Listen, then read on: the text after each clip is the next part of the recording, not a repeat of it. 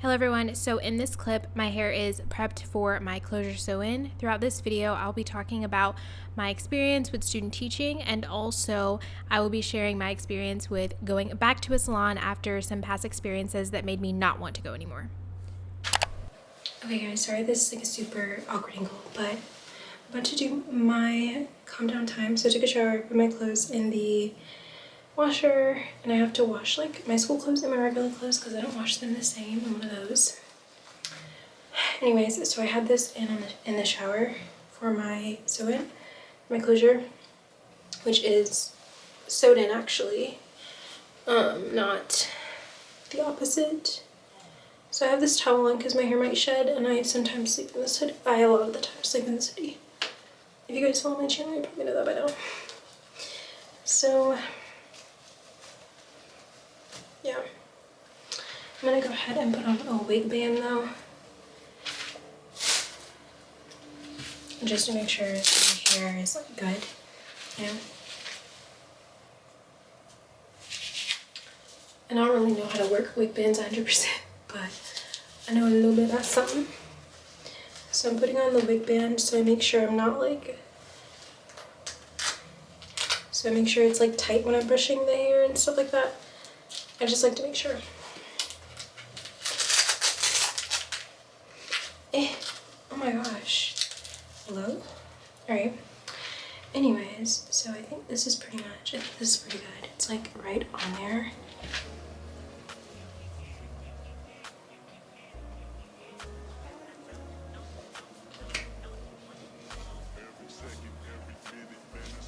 Okay, I'm hoping this is tight enough. Feels tight. Alright, and I'm using the Felicia Leatherwood brush to like detangle, but I didn't take all of my hair out today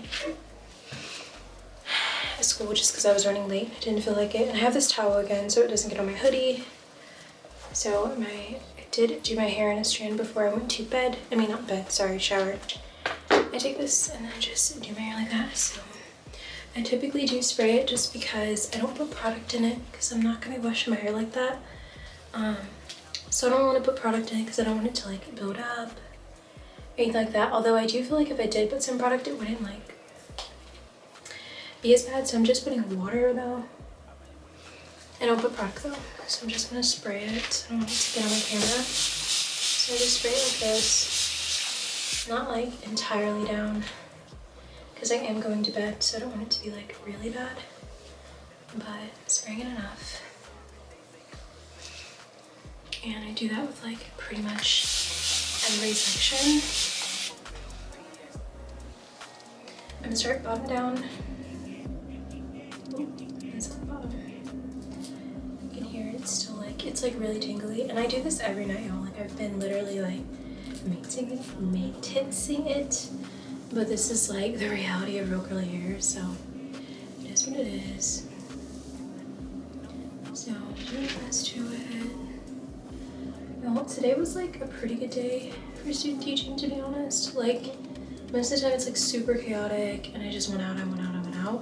But also like my teacher pretty much taught today because I was having like weird chest pains or whatever. So there was that. Got to get something.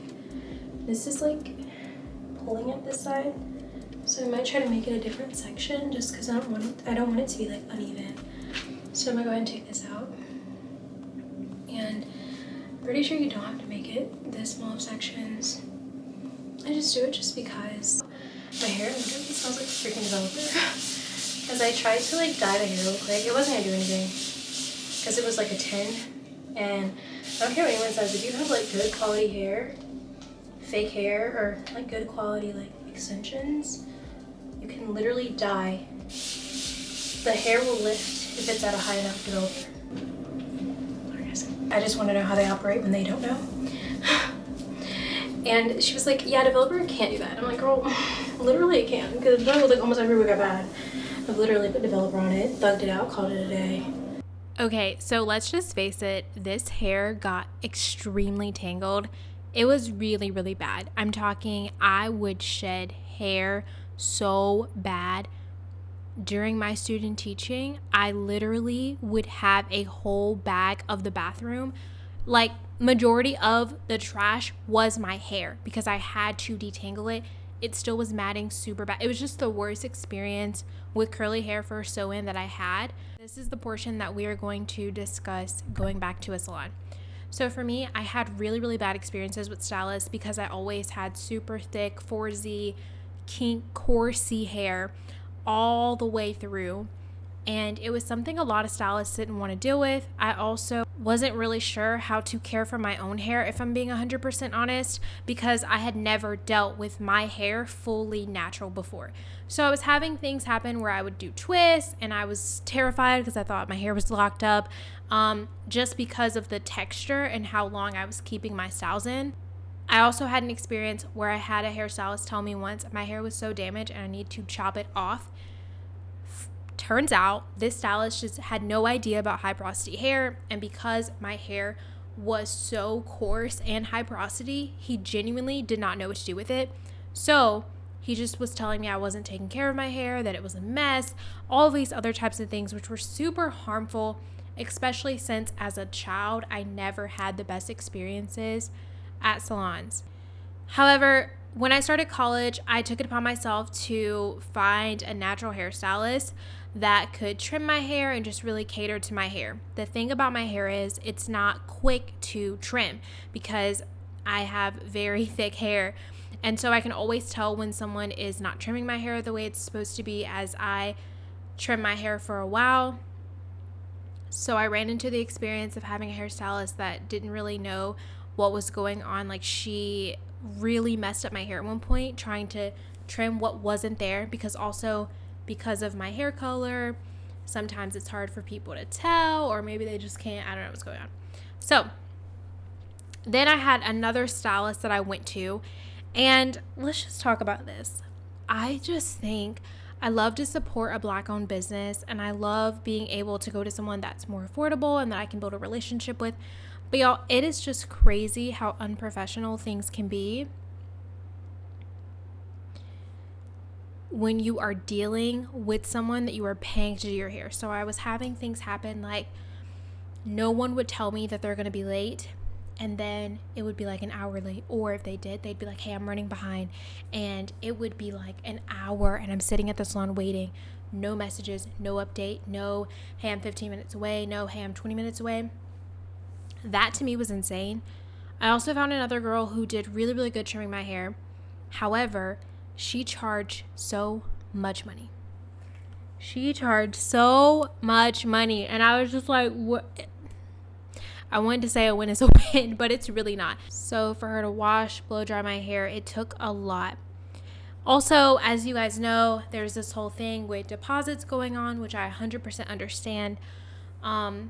And thankfully for natural hair, at least, I normally don't have to pay a deposit unless I'm a first-time customer for someone.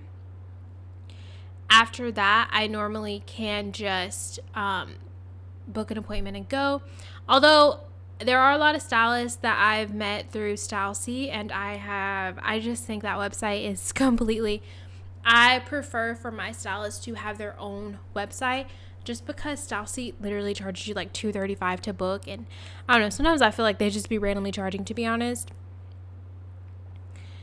Anyways, so but I feel like I've found a mix between having a really good stylist while also having a backup stylist at some points.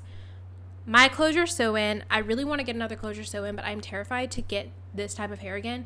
I got it from this boutique that was having a sale, and it wasn't the best experience, but I loved my hair like this.